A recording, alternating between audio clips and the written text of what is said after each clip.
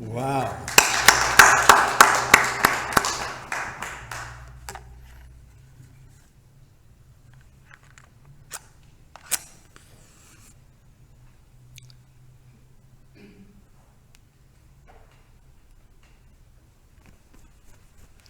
Good morning. Welcome to Studio 8 this morning. Fancy seeing all of you here in one room. I have the best perch in the room because I get to look down at all your expectant faces. And I get to wonder at the energy that somehow brings you back, particularly on a morning like this one, again and again. I consider it a blessing. So this morning, why don't we try to bless each other? I don't mean you have to put your hand on someone else's head unless you particularly want to. But I mean, look around, and all of you out there in Cyberland, think about all the people that you meet with and bless them. It's really quite amazing that we've all hung together. So bless us. Bless us all. Ben has joined us. He's going to play now when we sing Spirit Divine, Attend Our Prayer, number 26 in the Green Book.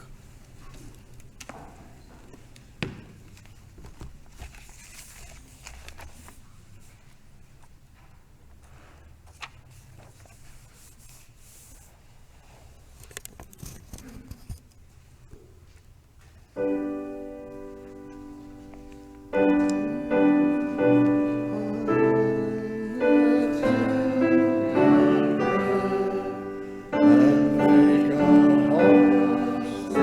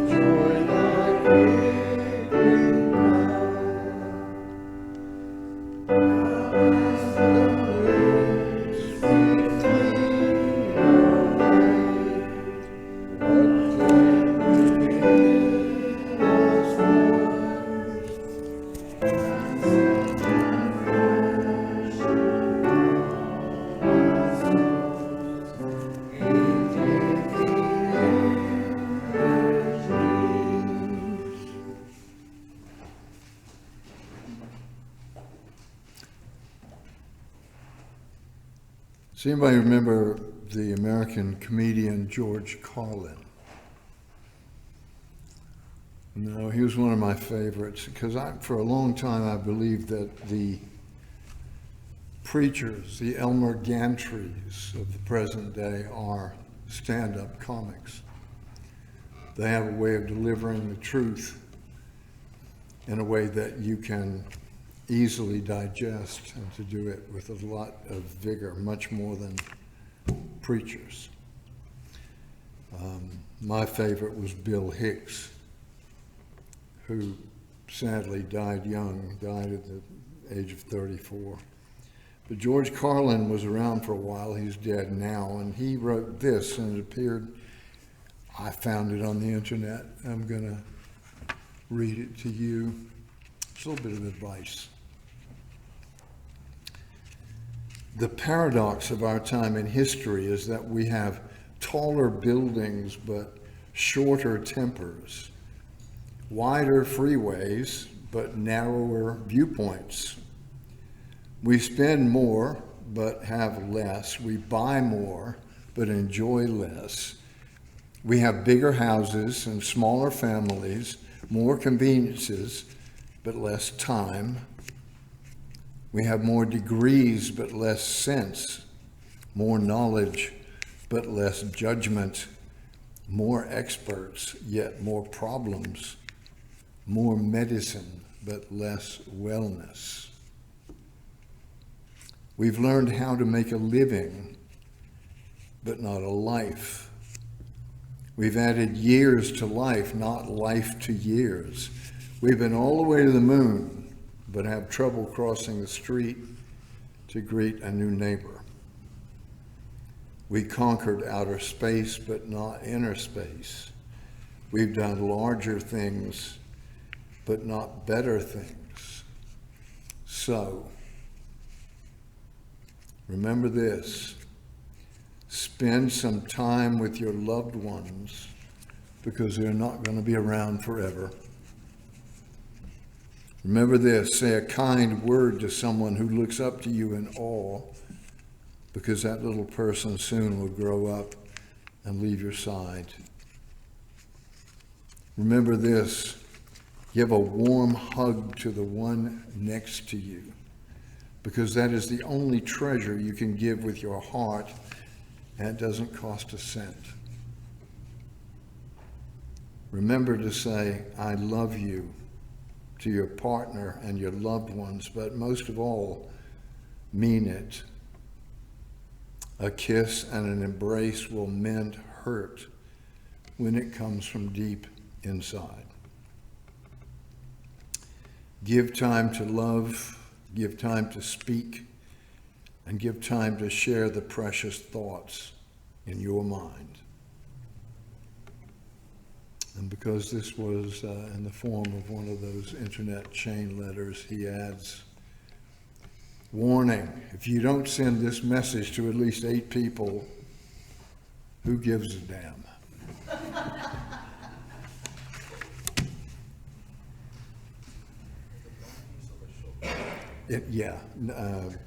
Medium.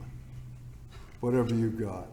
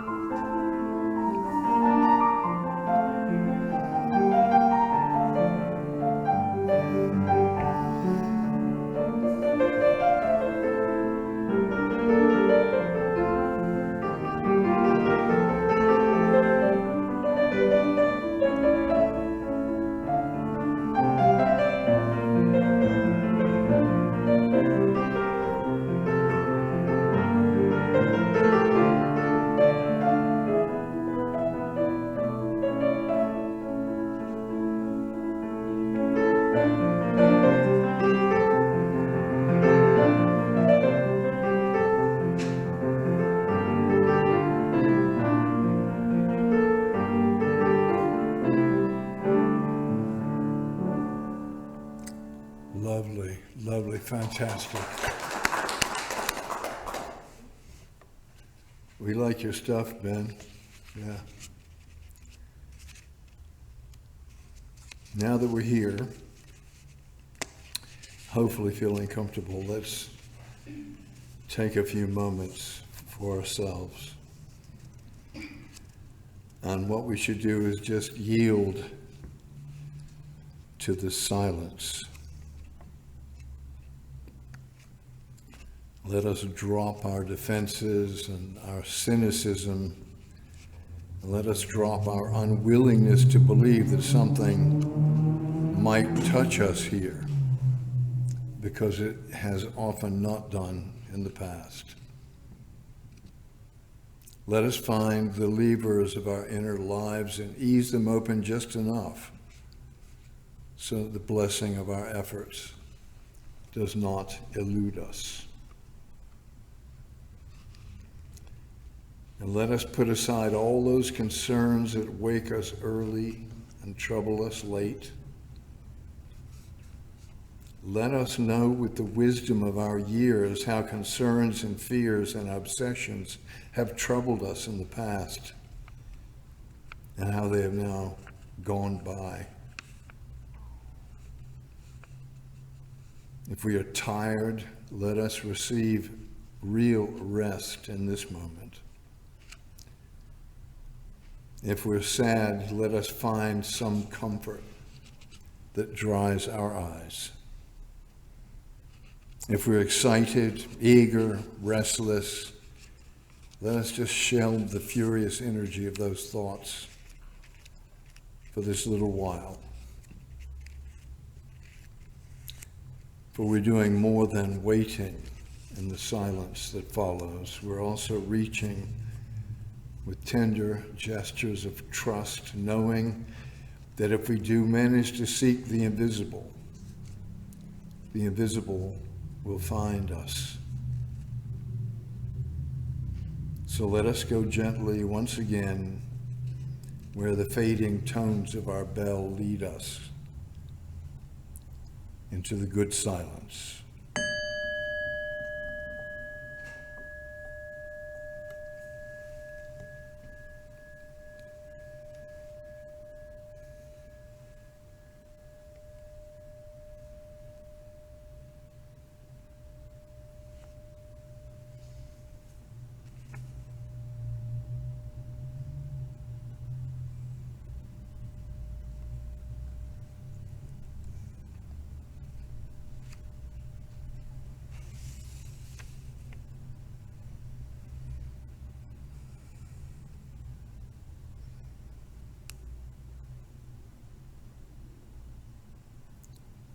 One Spirit known as Holy,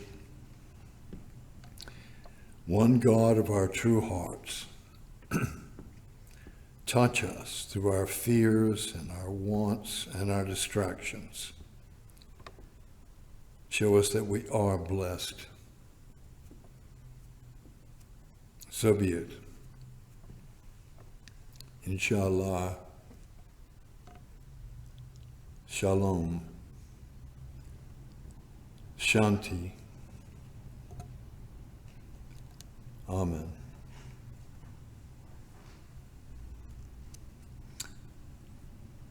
Let's sing that Unitarian anthem now that we either hear too often or not often enough. Number 148 in the Purple Book, Spirit of Life.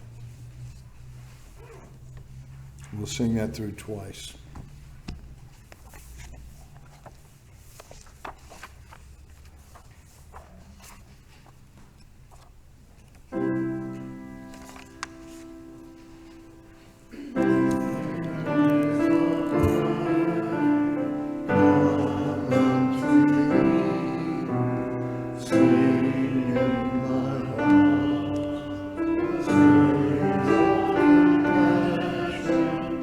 Oh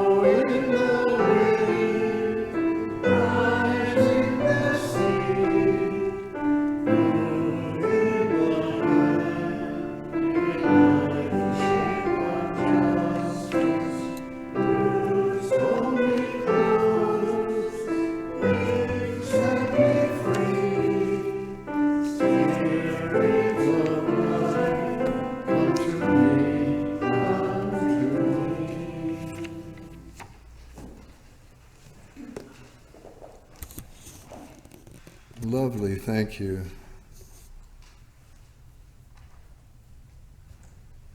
When I was young, yes, I was young. You remember that time when you knew everything that there is to know.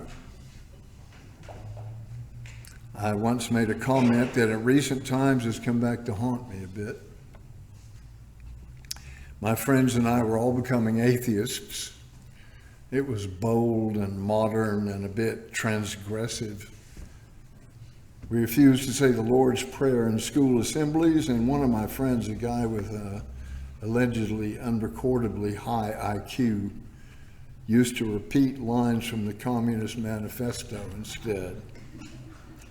We would drive out to Moon Lake at night and drink cans of strong lager and talk about sex and art and sex and politics and sex and religion and sex. And my mother didn't know it, but I put away all that stuff and nonsense I got from Riverside Presbyterian Church about Jesus and heaven and all that. But above all, the concept of sin. The future stretched away as seemingly an infinite amount of time, and even with a guy named Tommy Pepper, a guy my age, water skied into a dock one day and was killed, we all secretly knew that we were, well, if not immortal, then at least safe from ordinary death. The medics would come up with something to prevent all that. Life was going to be great, and even greater because we were leaving behind all that superstition, because there was no cosmic rule book. There was no God sitting up there in judgment on us. Phew. I remember a dialogue one night with a couple of friends in which it occurred to us that if there in fact was no God and no final court of punishment, then nothing was forbidden. I didn't know that I was in fact retreading the steps of Nietzsche and a few others. I'd never read Jean-Paul Sartre's rather weak rationale for morality in the face of nothingness. Remember, I knew everything at that time, and so I said, if there's no God, then there's no reason not to do exactly as you please. Become a careful junkie, live a life of artificial pleasure, and lie and cheat and steal your way to wealth. Make the drive to pleasure be the theme and whole purpose of your life. That's logical, right? If one thing is true, then another thing is true. It's called a syllogism. If there's no big boss watching your every move and just waiting to hit the trapdoor lever into hell, then what is there to stop us? Well, I ask you, really, what is there to stop us? And yet things don't seem somehow to work out that way for most of us. I say most of us because I do believe that ugly syllogism has found its way into the worlds of business and politics. The God-fearing nation of America is perfectly happy to collect data about your life and to use them to squeeze compliance with its wishes out of you. Our government here will conspire with nasty dictators to ensure that its so-called geopolitical agenda is furthered. Will the city accept blood money from tyrants and thieves in order to provide the benefit of bonuses from those professional gamblers we call investment bankers? Will the furtherance of a project called the growth economy willingly deprive the elderly of home care and force the proliferation of food banks? Don't even bother to answer that. You know the answer to that as well as I do. Because these are things you might do if you'd cease to believe in an overarching rule of morality and fairness. No penalties for selfish or cruel behavior. No God up there with lightning bolts. So why the hell not? Well, for most of us, that doesn't apply. Despite the loss of that carrot, which is going to be heaven, and the stick, which was hell, most of us muddle along with a pretty decent sense of what's right and what's wrong. Most of us feel bad if we act unfairly, and we can still get a warm glow inside when we're kind. It's as if we still have some inner sense that leads us into what used to be called the path of righteousness, when we still used to read the Psalms. The absence of the old hall monitor sort of God doesn't seem to change all that. So what is it exactly that keeps us from just behaving selfishly all the time? What tells us that maybe life is about more than physical gratification? How do we know that pleasure is not the same as happiness? Well, Socrates, one of my faves, he used to talk about how most people were capable of hearing the muses when they spoke to him. Now, the muses are songstresses. They are the life-giving creators in you of art. But they also, for Socrates, were spiritual. He said most people were able to hear their singing from time to time. What the muses told them was that what made life into more of a passing series of events could be heard. Their singing granted the most important gift of all. What it granted was meaning. Not just a welter of events, but meaning. But not everybody could hear or even wanted to listen for the muses. These people he called the euamusoi, which means people content to live without the muses.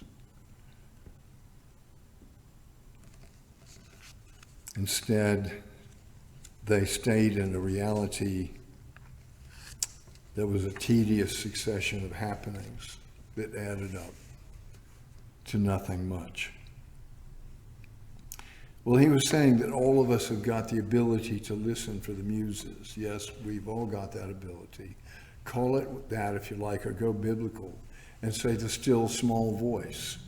Or maybe the word I used to use sometimes instead of the scary word faith, a hunch, a feeling, an intuition that there's something more than mere events. But if the muses are speaking to us, why can't we hear it all the time?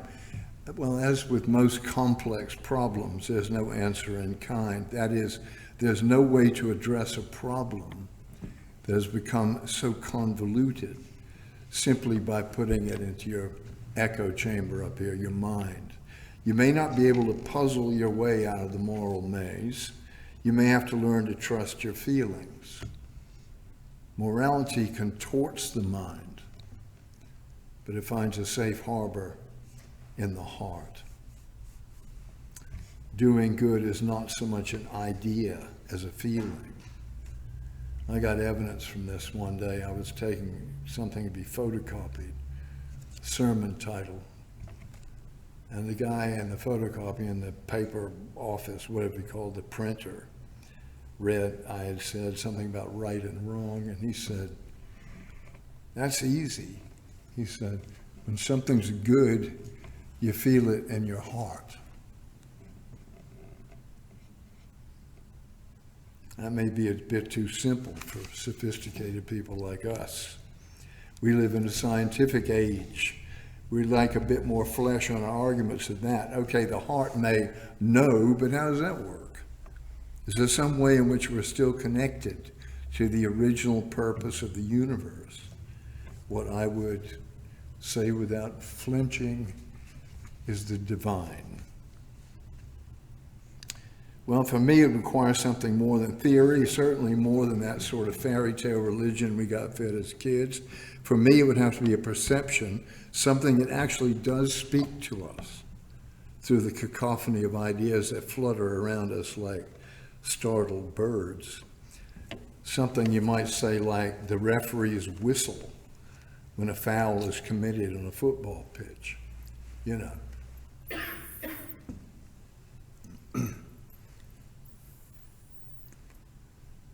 Whoops. Doesn't work, does it? Do you think there was any noise? Huh? Maybe some dogs will come running in. Yeah, some years ago, 8 to be exact, Willow was here. When I did that, we used to have several retriever-type dogs in here all at once. And I blew this thing here at the very highest level, and they all went like this. So I got this out a couple days ago. I've been tormenting all the dogs in my neighborhood. And the next time the dog across the street, but one, keeps me awake, I'm gonna go out in the middle of the night with this whistle and get him really going to wake them up. But you don't hear it. You have to take my word for it. I mean, I could be lying to you. How do you know that there's any sound being made?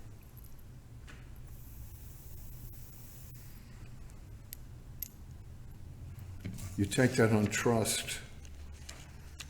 They may tell you that if something cannot be observed or heard or weighed or measured, well, that's exactly what happened to poor old God, you know. They went looking for him up there in space. He wasn't there. They dug around chunks of meat in people's brains looking for him, and he wasn't there either. And you know what? They're right. While being wrong, what they haven't taken into account is the little matter of consciousness, of awareness. We can only see what we've got the equipment to see. You can only hear this if your hearing range is above 20,000 hertz. If it is, you can hear it. Sometimes, if I unscrew it all the way down, we can get to a level where we can almost hear it.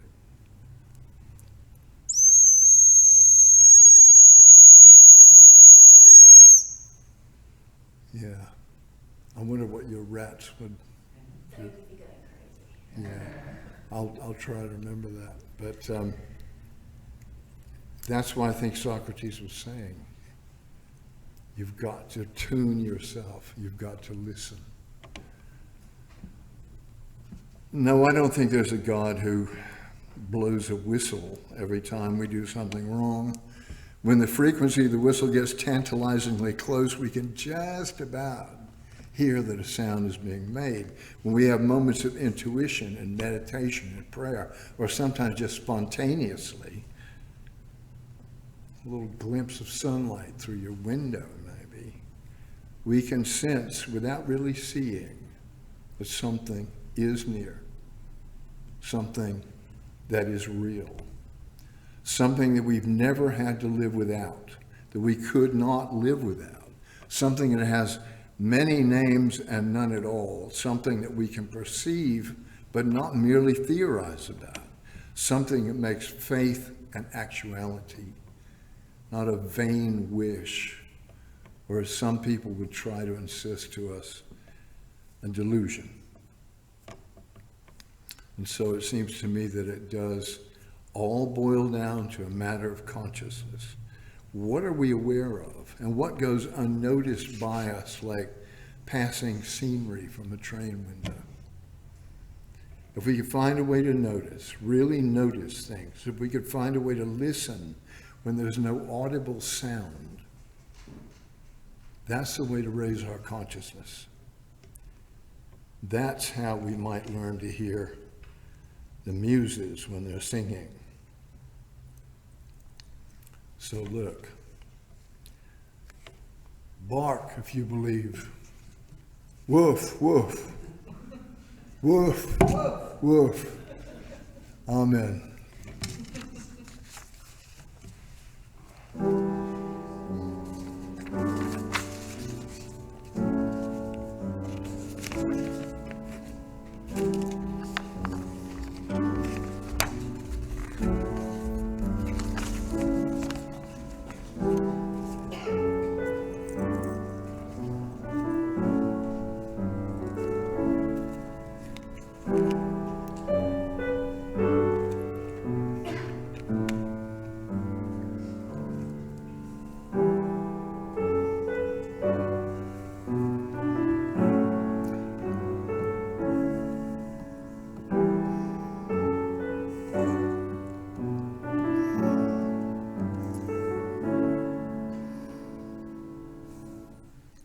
That's lovely.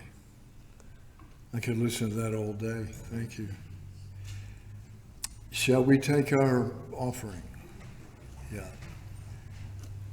Won't take long today.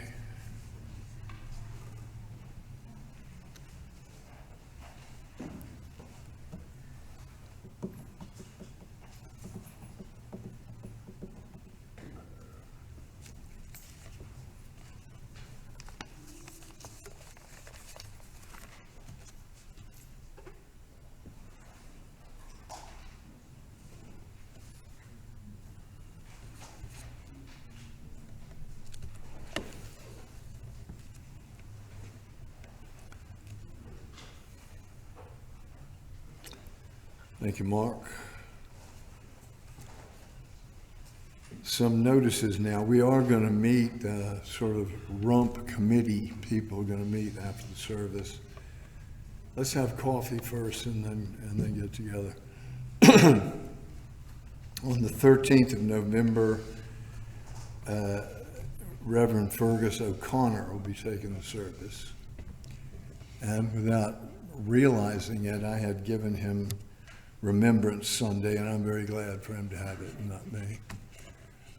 So that will be the 13th, the second Sunday in November. On the first Sunday, which is in 2 weeks' time, I think we ought to celebrate our anniversary. We've been here 152 years, and we usually have something to eat and celebrate it that way. Sort of takes the place of the old harvest service. So we can talk about that at the committee and organize that, but that would be on the 6th of November, because I think we failed to set that date before.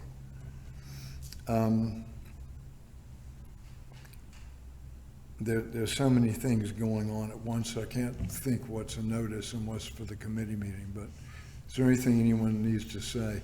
I want to thank Ben for coming this morning. Yeah, honestly, and you're very welcome. You can come here anytime, as far as I'm concerned. Christine? I haven't heard from Christine since the last day, Sunday she was here.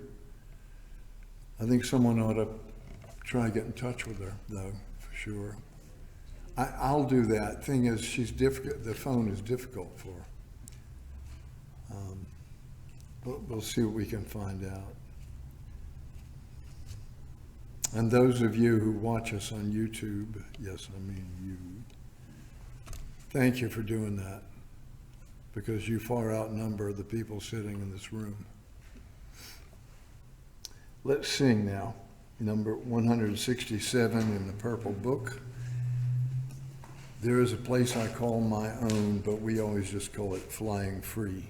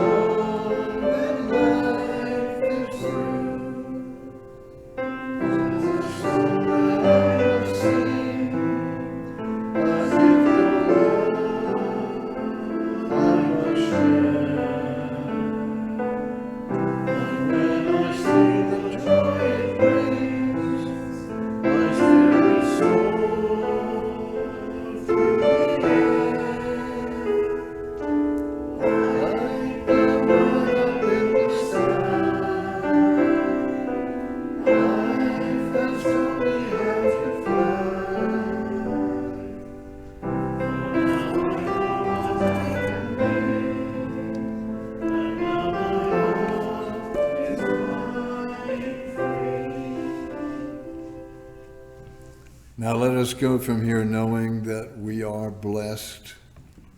Let us tune our ears for the distant sound of the muses, and let us show that in thought and word and deed, for that is the true treasure of our worship. So let us share it around as wide as we can reach, taking care of one another, because we know we can. Amen.